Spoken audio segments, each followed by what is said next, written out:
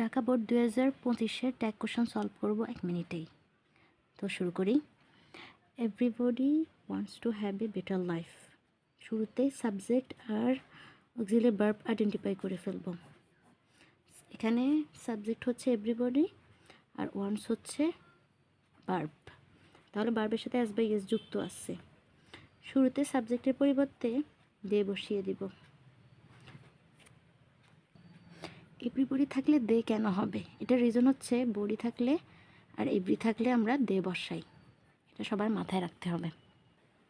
ভার্বের সাথে অ্যাজ বা ইএস যুক্ত থাকলে তো আমরা জানি ডাজ বসাতে হয়, তাহলে আমরা এখানে ডাজ কেন বসাবো না সেটা বলি। কারণ হচ্ছে দে হচ্ছে প্লুরাল আর ডাজ হোক প্লুরাল, ডাজ আর দে একসাথে বসে না, সেজন্য আমরা এখানে ডোন্ট বসাবো। 2 নম্বর কোশ্চেনে এই বেটার লাইফ হচ্ছে সাবজেক্ট আর কামস হচ্ছে ভার্ব। সেক্ষেত্রে এই বেটার লাইফের পরিবর্তে আমরা প্রোনাউন কি বসাবো? আমরা প্রোনাউন বসাবো হচ্ছে ইট। এরপর কামস আছে, কামসের সাথে অ্যাজ বাই ইএস যুক্ত আছে। ভার্বের সাথে অ্যাজ বাই ইএস যুক্ত থাকলে কি বসাতে হয়? সবাই জানো, বসাতে হবে হচ্ছে ডাজ বসাতে হবে। কিন্তু কথা হচ্ছে এখানে সেলডম আছে, সেলডম হচ্ছে নেগেটিভ ওয়ার্ড। নেগেটিভ ওয়ার্ড থাকলে অবশ্যই আমাদেরকে এখানে নট বসানো যাবে না, তাহলে আমরা ডাজ বসিয়ে দেব অনলি। 3 নম্বরে we have to work for this.